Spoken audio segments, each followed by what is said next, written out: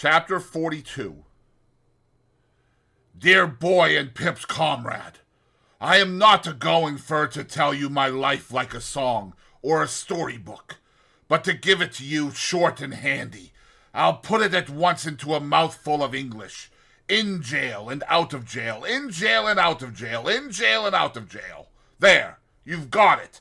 That's my life, pretty much. Down to such times as I got shipped off, arter Pip stood my friend.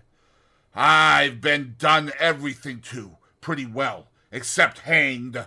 I've been locked up as much as a silver tea kettle. I've been carted here and carted there, and put out of this town, and put out of that town, and stuck in the stocks, and whipped and worried and drove. I've no more notion where I was born than you have, if so much. I first become aware of myself down in Essex, a-thieving turnips for my living. Someone had run away from me, a man, a tinker, and he took the fire with him, and left me wery cold. I knowed my name to be Magwitch, christened Abel. How did I know it? Much as I knowed the birds' names in the hedges to be finch, sparrer, thrush. I might have thought it was all lies together, only as the birds' names come out true, I supposed mine did. So fur as I could find, there warn't a soul that see young Abel Magwitch, with us little on him as in him, but what caught fright at him, and either drove him off or took him up. I was took up, to that extent that I regularly growed up took up. This is the way it was, that when I was a ragged little creature, as much to be pitied as ever I see, not that I looked in the glass, for there weren't many insides of furnished houses known to me, I got the name of being hardened. This is a terrible hardened one, they says, to prison visitors, picking out me. May be said to live in jails, this boy. Then they looked at me, and I looked at them, and they measured my head. Some on 'em, they had a better measured my stomach, and others on 'em give me tracts when I couldn't read, and made me speeches what I couldn't understand. They always went on agin me about the devil, but what the devil was I to do? I must put something in my stomach, mustn't I? Howsomever, I'm a-getting low, and I know what's due. Dear boy and Pip's comrade, don't you be afeard of me being low. Tramping, begging, thieving, working sometimes when I could, though that weren't as often as you may think, till you put the question whether you would have been over ready to give me work yourselves. A bit of a poacher, a bit of a laborer, a bit of a wagoner, a bit of a haymaker, a bit of a hawker, a bit of most things that don't pay and lead to trouble. I got to be a man. A deserting soldier and a traveler's rest, what lay hid up to the chin under a lot of taters, learnt me to read, and a traveling giant what signed his name at a penny a time, learnt me to write. I warn't locked up as often now as formerly, but I wore out my good share of key metal still.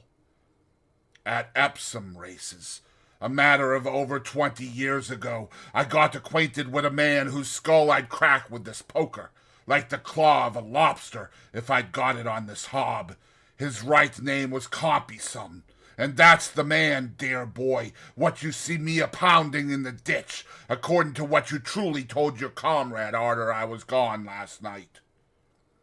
He's set up for a gentleman, this Compysome, and he'd been to a public boarding school and had learning.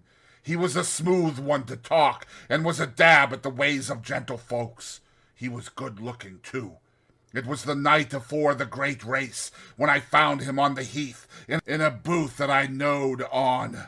Him and some more was a-sitting among the tables when I went in, and the landlord, which had a knowledge of me and was a sporting one, called him out, and said, I think this is a man that might suit you, meaning I was.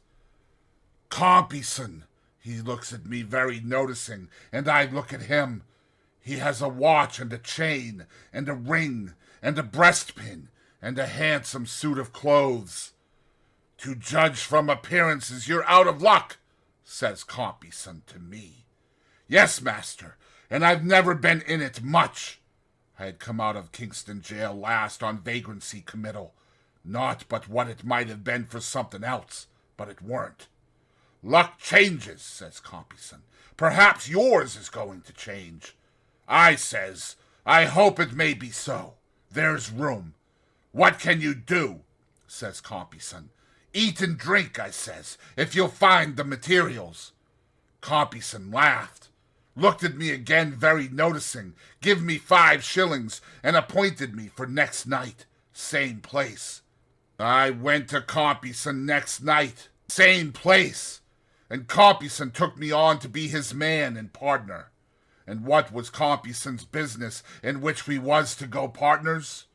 Compeyson's business was the swindling, handwriting, forging, stolen banknote passing, and such like. All sorts of traps as Compeyson could set with his head, and keep his own legs out of, and get the profits from, and let another man in for, was Compeyson's business. He'd no more heart than an iron file. He was as cold as death, and he had the head of the devil aforementioned. There was another inn with Compeyson, as was called Arthur, not as being so christened, but as a surname. He was in a decline, and was a shadow to look at. Him and Compeyson had been in a bad thing with a rich lady some years afore, and they'd made a pot of money by it. But Compeyson betted and gamed, and he'd have run through the king's taxes. So Arthur was a-dying poor and with the horrors on him, and Compeyson's wife, which Compeyson kicked mostly, was having a pity on him when she could, and Compeyson was having pity on nothing and nobody. I might have took warning by Arthur, but I didn't, and I won't pretend I was particular, for where you'd be the good on it, dear boy and comrade. So I begun with Compeyson, and a poor tool I was in his hands. Arthur lived at the top of Compeyson's house, over nigh Brentford it was, and Compeyson kept a careful account again him for boarding and lodging, in case he should ever get better to work it out. But Arthur soon settled the account. The 2nd or 3rd time as ever I see him, he come a-tearing down into Compeyson's parlor late at night, in only a flannel gown, with his hair all in a sweat, and he says to Compeyson's wife, Sally, she really is upstairs alonger me now, and I can't get rid of her. She's all in white, he says, with white flowers in her hair, and she's awful mad, and she's got a shroud hanging over her arm, and she says she'll put it on me at 5 in the morning. Says Compeyson, Why, you fool, don't you know she's got a living body? And how should she be up there, without coming through the door, or in at the window, and up the stairs? I don't know how she's there, says Arthur, shivering dreadful with the horrors, but she's standing in the corner at the foot of the bed, awful mad, and over where her heart's broke, you broke it. There's drops of blood. Compeyson spoke hearty, but he was always a coward. Go up alonger this driveling sick man, he says to his wife, and Magwitch, lend her a hand, will you? But he never come nigh himself. Compeyson's wife and me took him up to bed again, and he raved most dreadful. Why, look at her, he cries out. She's a-shaking the shroud at me. Don't you see her? Look at her eyes. Ain't it awful to see her so mad? Next he cries, She'll put it on me, and then I'm done for. Take it away from her. Take it away. And then he catched hold of us, and kept on a-talking to her, and answering of her, till I half believed I see her myself. Compeyson's wife, being used to him, give him some liquor to get the horrors off, and by he quieted. Oh, she's gone. Has her keeper been for her? He says. Yes, says Compeyson's wife. Did you tell him to lock her and bar her in? Yes. And to take that ugly thing away from her? Yes, all right. You're a good creature, he says. Don't leave me, whatever you do, and thank you. He rested pretty quiet till it might want a few minutes of 5, and then he starts up with a scream, and screams out, Here she is! She's got the shroud again! She's unfolding it! She's coming out of the corner! She's coming to the bed! Hold me, both on you, one off each side! Don't let her touch me with it! Ha! She missed me that time! Don't let her throw it over my shoulders! Don't let her lift me up to get it round me. She's lifting me up. Keep me down. Then he lifted himself up hard and was dead. Compeyson took it easy as a good riddance for both sides. Him and me was soon busy, and first he swore me, being ever artful, on my own book, this here little black book, dear boy, what I swore your comrade on. Not to go into the things that Compeyson planned, and I done, which you'd take a week. I'll simply say to you, dear boy, and Pip's comrade, that man got me into such nets as made me his slave. I was always in debt to him, always under his thumb, always a-working, always a-getting into danger. He was younger than me, but he'd got craft, and he'd got learning, and he overmatched me 500 times told, and no mercy. My missus as I had the hard time with. Stop, though! I ain't brought her in. He looked about in a confused way, as if he had lost his place in the book of his remembrance, and he turned his face to the fire, and spread his hands broader on his knees, and lifted them off and put them on again. There ain't no need to go into it, he said, looking round once more. The time with Compeyson was almost as hard a time as ever I had. That said, all said, did I tell you as I was tried, alone, for misdemeanor, while with Compeyson? I answered no. Well, he said, I was, and got convicted. As to took up on suspicion, that was twice or 3 times in the 4 or 5 year that it lasted, but evidence was wanting. At last me and Compeyson was both committed for felony, on a charge of putting stolen notes in circulation, and there was other charges behind. Compeyson says to me, separate defenses, no communication, and that was all. And I was so miserable poor that I sold all the clothes I had, except what hung on my back, afore I could get Jaggers. When we was put in the dock, I noticed first of all what a gentleman Compeyson looked, with his curly hair and his black clothes and his white pocket handkerchief, and what a common sort of a wretch I looked.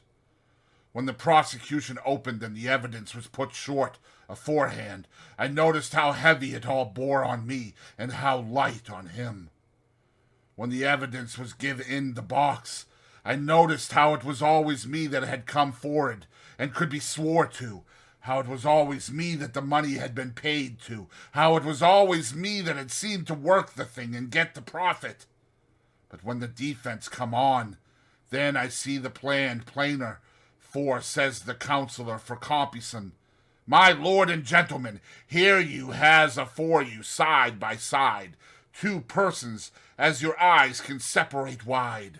One, the younger well brought up, who will be spoke to as such. One, the elder ill brought up, who will be spoke to as such. One, the younger, seldom if ever seen in these here transactions, and only suspected. T'other, the elder, always seen in 'em, and always with his guilt brought home. Can you doubt if there is but one in it, which is the one, and if there is 2 in it, which is much the worst one, and such like? And when it come to character, warnted Compeyson as had been to the school, and warnted his schoolfellows as was in this position and in that, and warnted him as had been knowed by witnesses in such clubs and societies, and note to his disadvantage, and warnted me as had been tried afore, and has been knowed up hill and down dale and bridewells and lockups, and when it come to speech-making, warnted Compeyson as could speak to him with his face drooping every now and then into his white pocket handkercher. Ah, and with verses in his speech, too, and warnted me as could only say, gentlemen, this man at my side is a most precious rascal. And the verdict come, warranted Compeyson as was recommended to mercy on account of good character and bad company, in giving up all the information he could again me, and warranted me as got never a word but guilty. And when I says to Compeyson, once out of this court I'll smash that face of yourn, ain't it Compeyson as praised the judge to be protected, and gets 2 turnkeys stood betwixt us? And when we're sentenced, ain't it him as gets 7 year, and me 14? and ain't it him as the judge is sorry for, because he might have done so well, and ain't it me as the judge perceives to be a old offender of violent passion, likely to come to worse. He had worked himself into a state of great excitement, but he checked it, took 2 or 3 short breaths, swallowed as often, and stretching out his hand towards me said in a reassuring manner, "I ain't a-going to be low, dear boy." He had so heated himself that he took out his handkerchief and wiped his face and head and neck and hands before he could go on. "I had said to Compeyson that I'd smash that face of his, and I swore Lord smash mine to do it. We was in the same prison ship, but I couldn't get at him for long, though I tried. At last I come behind him, and I hit him on the cheek to turn him round and get a smashin' one at him, when I was seen and seized. The black hole of that ship warn't a strong one, to a judge of black holes that could swim and dive. I escaped to the shore, and I was a-hiding among the graves there, envying them as was in 'em and all over, when I first see my boy." He regarded me with a look of affection that made him almost abhorrent to me again, though I had felt great pity for him. My boy, I was give to understand as Compeyson was out on them marshes too. Upon my soul, I half believe he escaped in his terror to get quit of me, not knowing it was me as had got ashore. I hunted him down. I smashed his face. And now, says I, as the worst thing I can do, caring nothing for myself, I'll drag you back. And I have swum off, towing him by the hair, if it had come to that, and I'd have got him aboard without the soldiers. Of course he'd much the best of it to the last. His character was so good. He had escaped when he was made half wild by me and my murderous intentions, and his punishment was light. I was put in irons, brought to trial again, and sent for life. I didn't stop for life, dear boy and Pip's comrade, being here." He wiped himself again, as he had done before, and then slowly took his tangle of tobacco from his pocket, and plucked his pipe from his buttonhole, and slowly filled it, and began to smoke. "Is he dead?" I asked, after a silence. "Is who dead, dear boy?" "Compeyson." "He hopes I am. If he's alive, you may be sure," with a fierce look, "I never heard no more of him." Herbert had been writing with his pencil in the cover of a book. He softly pushed the book over to me, as Provis stood smoking with his eyes on the fire, and I read in it, "Young Havisham's name was Arthur. Compeyson is the man who professed to be Miss Havisham's lover." I shut the book and nodded slightly to Herbert, and put the book by, but we neither of us said anything, and both looked at Provis as he stood smoking by the fire.